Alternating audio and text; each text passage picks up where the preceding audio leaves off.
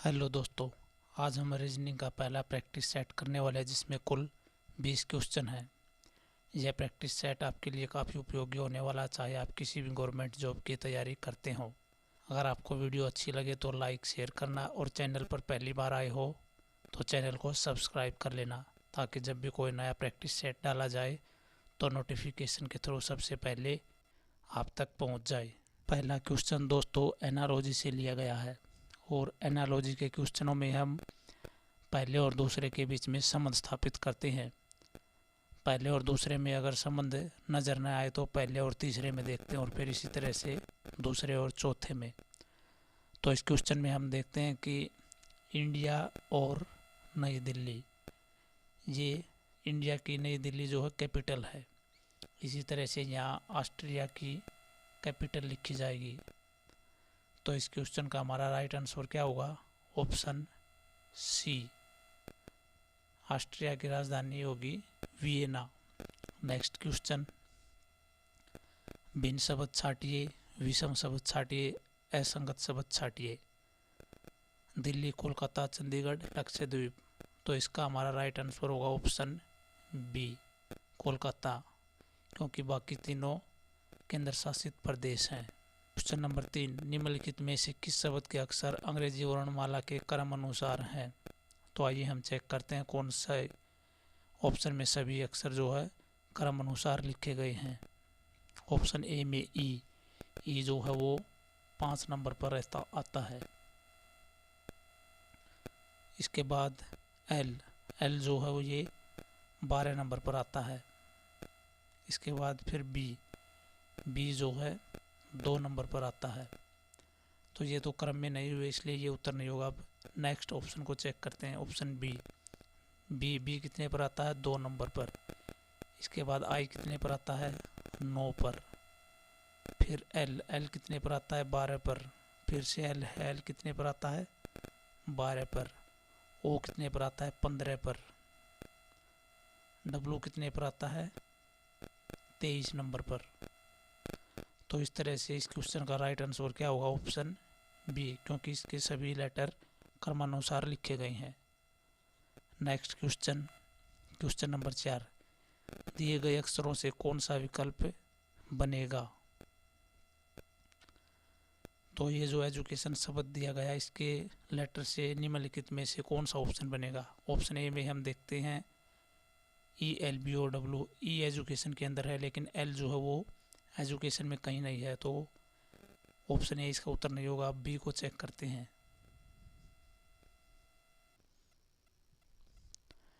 Option B में सी लिखा है, जो कि एजुकेशन में भी है। ए ये भी है, यू ये भी एजुकेशन में है, TI ये भी एजुकेशन में है, ON ये भी एजुकेशन में है। तो इस क्वेश्चन का राइट आंसर होगा ऑप्शन बी। एक कूट भाषा में सिंपल को TJNQMF लिखा जाए तो उसी भाषा में स्टडी को लिखेंगे। तो सिंपल को क्या लिखा है इन्होंने? TJNQMF। पहला वर्ड सिंपल में क्या है? एस की जगह यहाँ क्या लिखा गया है? टी। एस की जगह यहाँ टी लिखा गया है। एस कितने नंबर पर आता है? 19 नंबर पर। और टी कितने पर आता है? 20 नंबर पर, यानी कि एक बढ़ा के लिखा गया है। अब इसी तरह से दूसरा लेटर आई जो है 9 पर आता है, और फिर इसमें जे जो है, ये जे कितने पर आता है? 10 पर, यानी कि एक बढ़ा के लिखा गया है। इसी तरह से एम, सिंपल में जो एम है वो 13 नंबर पर आता है, और एम की जगह पे यहाँ लिखा है एन। क्या लिखा है? एन, एक बढ़ा करके लिखा है, जो कि 14 नंबर पर आता है एन। तो हमें लॉजिक का पता चल गया है कि एक एक संख्या जो है बढ़ा के लिखा गया है, एक जोड़ के लिखा गया है। तो इस तरह से हम देखेंगे कि स्टडी को क्या लिख सकते हैं। स्टडी में पहला लेटर एस है, एस आता है हमारा 19 नंबर पर, तो एक बढ़ाकर लिखेंगे 20 पर। 20 पर क्या आएगा? टी। इसके बाद टी है 20 नंबर पर आता है, एक बढ़ाकर लिखेंगे तो 21 पर क्या आएगा? यू। इसी तरह यू, इसकी जगह पर एक बढ़ाकर लिखेंगे तो 22 नंबर पर क्या आएगा? वी। फिर डी है, डी की जगह पर ई आएगा। वाई 25 नंबर पर आता है, तो एक बढ़ाकर लिखेंगे 26 पर क्या आएगा? Z. TUVEZ, option number A इस क्वेश्चन का राइट आंसर होगा। क्वेश्चन 6 में एक श्रृंखला दी गई है, हमें देखना है कि श्रृंखला में अगला शब्द क्या होगा। हम देखते हैं कि 52 और 57 के बीच में कितने का अंतर है, 5 का। फिर 57 और 67 के बीच में 10 का अंतर है। इसी तरह से 67 और 82 के बीच में 15 का अंतर है। तो अगला जो शब्द यानी अगली जो संख्या हम लिखेंगे उसके अंदर कितने का अंतर होगा, 20 का। तो इसमें 82 में हम 20 जोड़ देंगे तो कितना आएगा, 102। इस क्वेश्चन का हमारा राइट आंसर होगा option A. Question number 7, direction से लिया गया एक व्यक्ति 9 किलोमीटर दक्षिण में चलकर पूर्व में मुड़ता है। तो सबसे पहले हम डायरेक्शन बनाते हैं इस तरह से, ये ऊपर की तरफ हमेशा हम उत्तर लिखते हैं, नीचे की तरफ दक्षिण और राइट साइड में पूर्व, लेफ्ट साइड में पश्चिम होता है। जब हमें यह न दिया जाए कि व्यक्ति कहाँ खड़ा है तो हम उसको मानते हैं ये जहाँ चारों लाइन आपस में काटती हैं एक दूसरे को, यानी यहाँ से व्यक्ति जो है चलना शुरू करता है, जहाँ ये चारों लाइनें एक दूसरे को काटती हैं। तो क्वेश्चन में क्या कहा गया है, एक व्यक्ति 9 किलोमीटर दक्षिण में चलता है, नीचे की तरफ वह 9 किलोमीटर चलता है दक्षिण में, कितना चलता है, 9 किलोमीटर। फिर वह पूर्व में मुड़ता है और 3 किलोमीटर चलता है, तो ये पूर्व में 3 किलोमीटर चलता है इस तरफ चलने के बाद अब वह पश्चिम में मुड़ता है और 8 किलोमीटर चलता है, तो यहाँ से 8 किलोमीटर, यहाँ से 8 किलोमीटर ये पश्चिम में आ गया इस तरफ। तो 3 किलोमीटर तो ये वही दूरी हो गई जब वो पूर्व की तरफ चला था, तो इसको हम नहीं लिखेंगे। कुल दूरी कितनी बचेगी अब, 5 किलोमीटर, क्योंकि ये 3 तो यहीं कट गया क्योंकि वह पहले उत्तर की तरफ पूर्व की तरफ चला था। तो ये 3 किलोमीटर तो दोबारा वो इसी रास्ते पर आया है।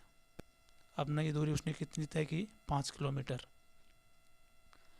क्वेश्चन में पूछा गया कि आरंभिक बिंदु से व्यक्ति की दूरी ज्ञात कीजिए कि वो कितने किलोमीटर चला। तो आरंभिक बिंदु उसका क्या है, ये ठीक है ना, यहाँ से चला वो।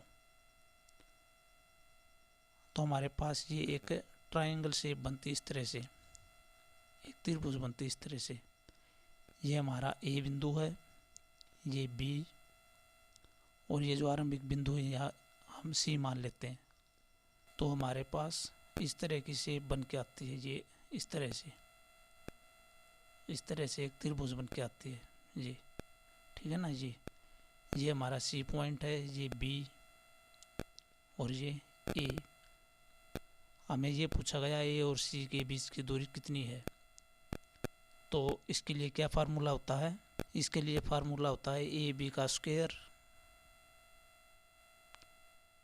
प्लस में बी सी का square is equal to A C square.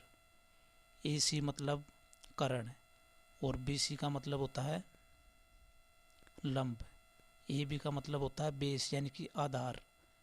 तो कर्ण जो है वो किसके बराबर होता है, लंब प्लस आधार का स्क्वायर। तो इसे अब हम सोल्व करेंगे। ये जो ट्रायंगल बनी थी ये, इसमें ये दूरी थी हमारी 9 किलोमीटर, ये 5 kilometre. A B C, A B का स्क्वायर यानी 5 का स्क्वायर प्लस बी सी का स्क्वायर 9 का स्क्वायर किसके बराबर होगा, ए सी के स्क्वायर के बराबर। तो 5 का स्क्वायर 9 का स्क्वायर 25, 5 का स्क्वायर 25 प्लस 9 का स्क्वायर कितना हुआ, 81। 81 और 25 को जोड़ेंगे कितना हुआ, 106। ये किसके बराबर होगा, ए सी के स्क्वायर के बराबर। अब स्क्वायर रूट को कैंसिल करने के लिए दोनों तरफ स्क्वायर रूट करेंगे। दोनों तरफ स्क्वायर करने पर ए सी की वैल्यू कितनी आएगी, 106 का स्क्वायर रूट। इस तरह से 106 का अगर हम स्क्वायर रूट निकालते हैं तो वह पॉइंट में आता है। इस तरह से इस क्वेश्चन का हमारा राइट आंसर क्या होगा, ऑप्शन इनमें से कोई नहीं। क्वेश्चन नंबर 8, एक लाइन बना लेते हैं। एक लाइन में 4 बच्चे बैठे हैं, एक बच्चा यहाँ बैठा है, यहाँ, एक यहाँ बैठा है, एक यहाँ और एक ये। क्वेश्चन में क्या बोला गया है? पी क्यू के पास बैठा है।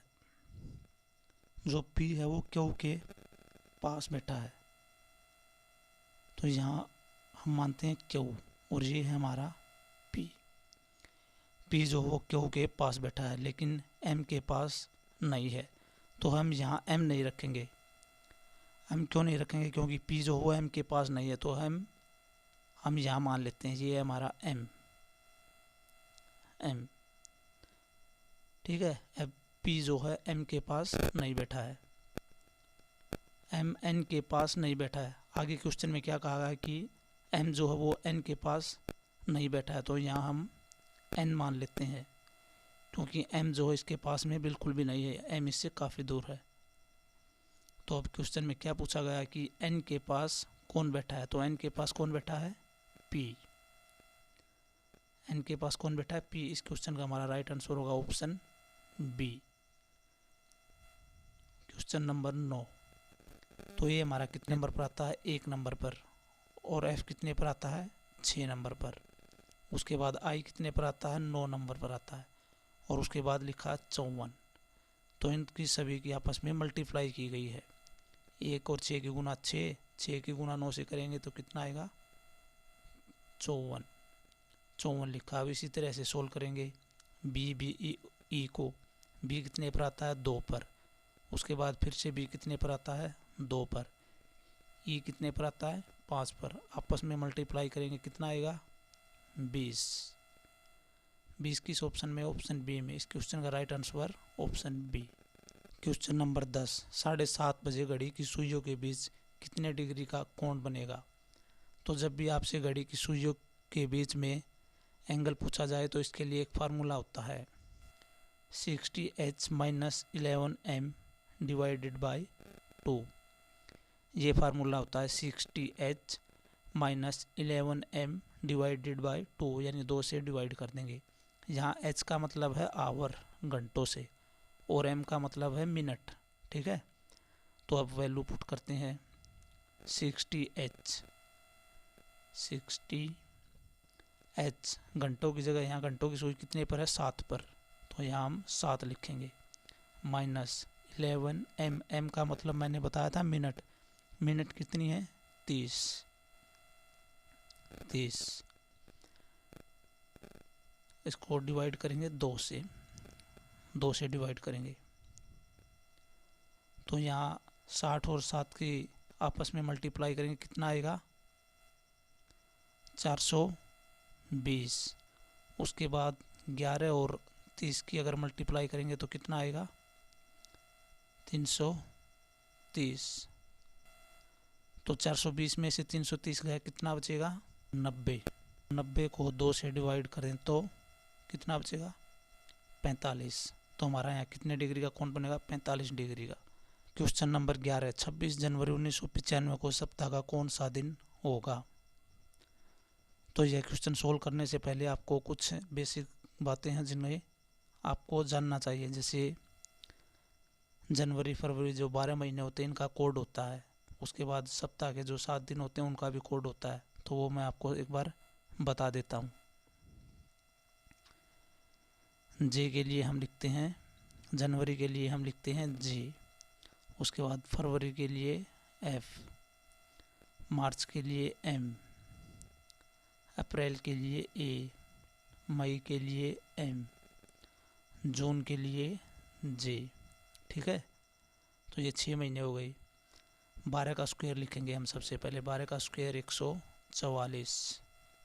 उसके बाद 0 और फिर 5 का स्क्वायर 25। तो जे से जनवरी का कोड ए होगा, एफ से फरवरी का कोड 4 होगा, एम से मार्च का कोड फिर 4 होगा। अगर यहाँ लीप वर्ष आ जाए, जैसे 1995 है ना, 1995 एक साधारण वर्ष है, अगर इसकी जगह लीप वर्ष होता तो जनवरी का कोड होगा 0 और फरवरी का कोड होगा 3। ये सिर्फ लीप वर्ष में होगा।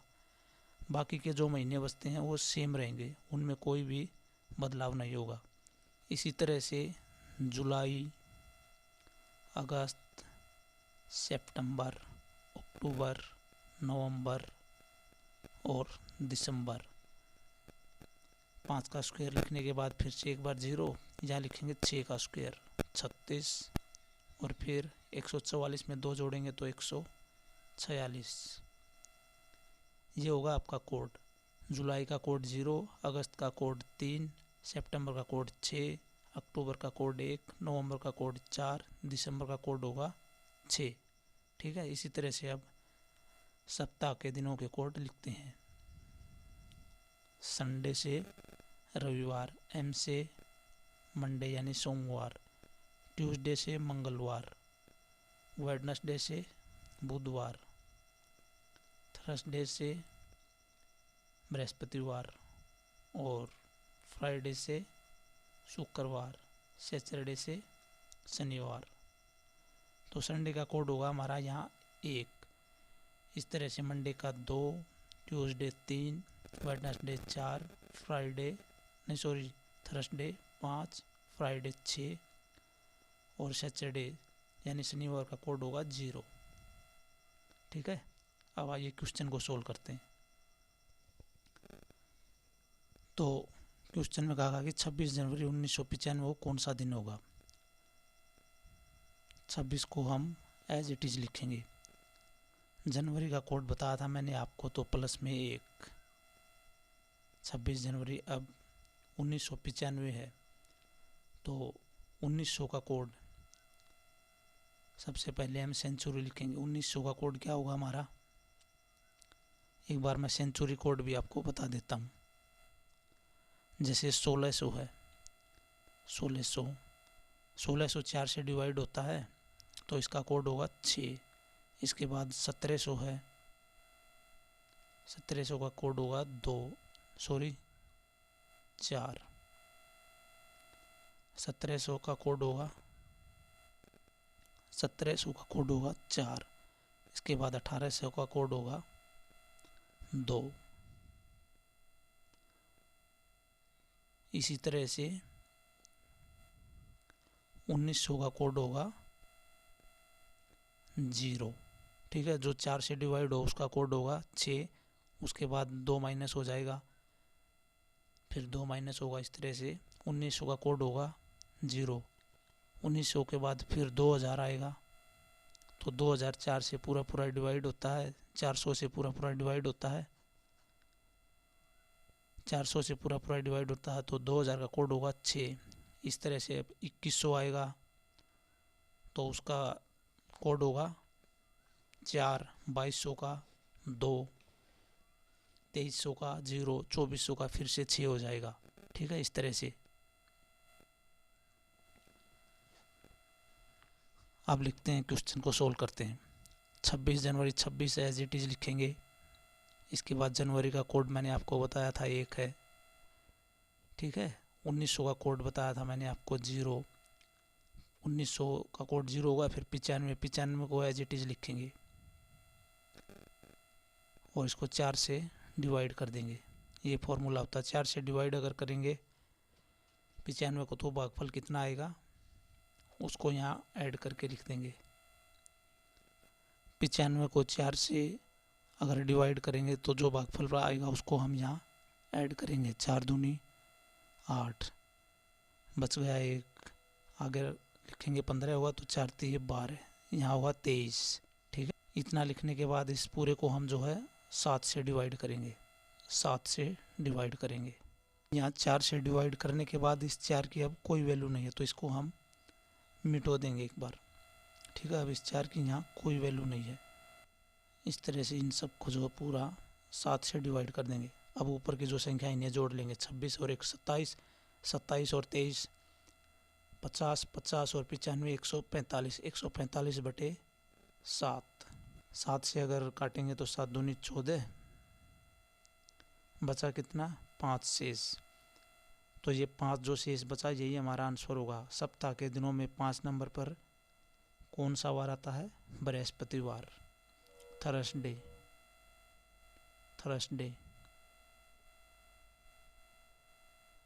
ठीक है ना, थर्सडे यानी कि बृहस्पतिवार। बृहस्पतिवार किसी भी ऑप्शन में नहीं है, तो इस क्वेश्चन का हमारा राइट आंसर होगा डी, इनमें से कोई नहीं। क्वेश्चन नंबर 12, यदि प्लस गुणा के लिए, माइनस भाग के लिए, गुणा जोड़ के लिए और भाग घटाने के लिए तो सही विकल्प होगा। तो हम एक बार सोल्व कर लेते हैं। 8 प्लस में प्लस किसके लिए है? गुणा के लिए, 2, उसके बाद माइनस 4 है तो माइनस किसके लिए? भाग के लिए, 4, उसके बाद गुणा 2, तो गुणा किसके लिए? जोड़ के लिए, +2, भाग में 4, भाग किसके लिए? घटाने के लिए, तो माइनस कितना होगा? 4, बराबर किसके दिया है? 2। तो इसको सोल्व करेंगे तो सबसे पहले ये जो 4 जो भाग में दिया गया है इसको हम डिवाइड कर देंगे इससे, यहाँ डिवाइड करेंगे इसको, ठीक है। अब इसको डिवाइड करेंगे तो 4 से ये कटेगा 2 पर, 4 दूनी 8, 2 और 2 की गुणा के हुई कितनी होगी? 4, 4 में 2 जोड़ेंगे कितना आएगा? 6, 6 में से -4 करेंगे कितना आएगा? 2, जो कि बराबर में हमें 2 दिया। तो इस तरह से तो ऑप्शन ए हमारे इस क्वेश्चन का राइट आंसर होगा, बाकी के ऑप्शन हमें देखने की ज़रूरत नहीं है। क्वेश्चन नंबर 13, निम्नलिखित में से भिन्न शब्द छांटिए। भिन्न मतलब विषम शब्द छांटना, असंगत शब्द छांटना। तो इस क्वेश्चन में हम देखते हैं कि ऑप्शन सी में ई, ओ, यू तीनों के तीनों स्वर हैं, यानी कि वावल हैं इंग्लिश वर्णमाला के अंदर। बाकी के तीनों ऑप्शन में व्यंजन दिए गए हैं। तो इस तरह से इस क्वेश्चन का राइट आंसर ऑप्शन सी होगा, क्योंकि इसमें तीनों स्वर लिखे गए हैं। क्वेश्चन नंबर 14, तो 1 जनवरी 2005 जो है एक साधारण वर्ष है, और साधारण वर्ष में जो 1 जनवरी को जो दिन होता है वही 31 दिसंबर को भी होता है। बार होगा ऑप्शन सी हमारा राइट आंसर होगा। यदि 2005 की जगह लीप वर्ष होता कोई, जैसे 2008 होता तो एक दिन आगे बढ़ जाता, 31 दिसंबर को बृहस्पतिवार होता,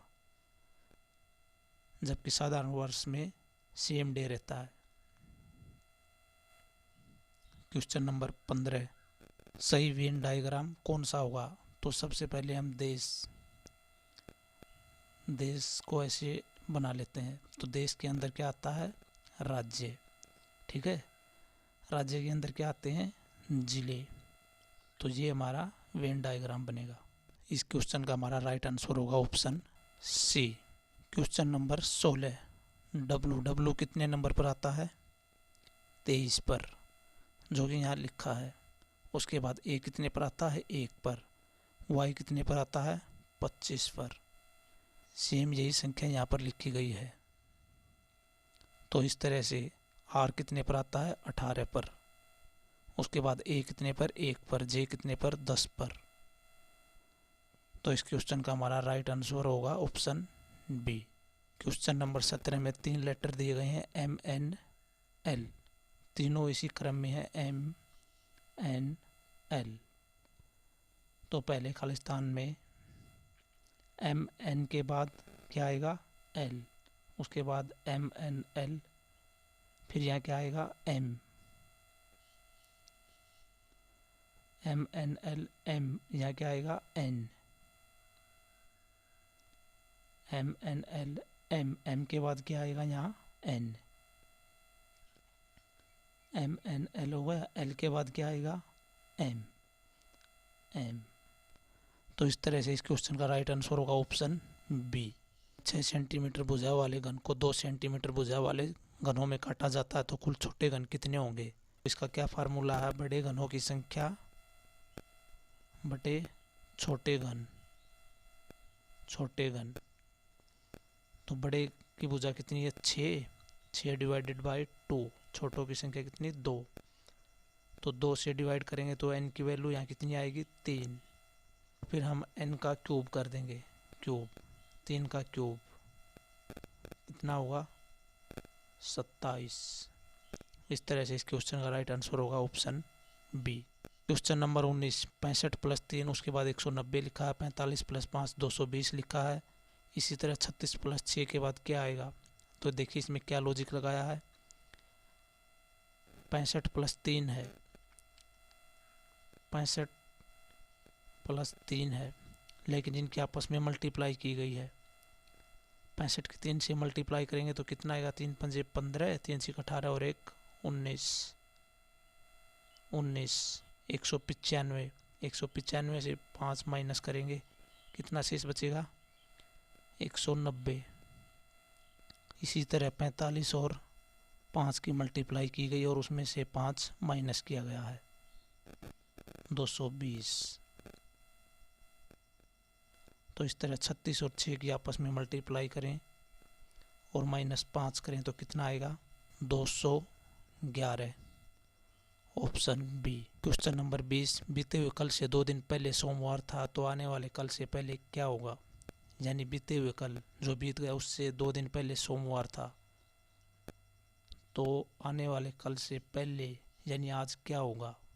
तो इसका हमारा राइट आंसर होगा ऑप्शन बी, बृहस्पतिवार होगा। तो आज की इस वीडियो में बस इतना ही दोस्तों। उम्मीद करता हूँ कि वीडियो आपको अच्छी लगी होगी। अगर वीडियो अच्छी लगे तो चैनल को सब्सक्राइब कर लेना, ताकि जब भी कोई नई वीडियो, कोई नया सेट डाला जाए तो नोटिफिकेशन के थ्रू सबसे पहले आपको मिल जाए। धन्यवाद।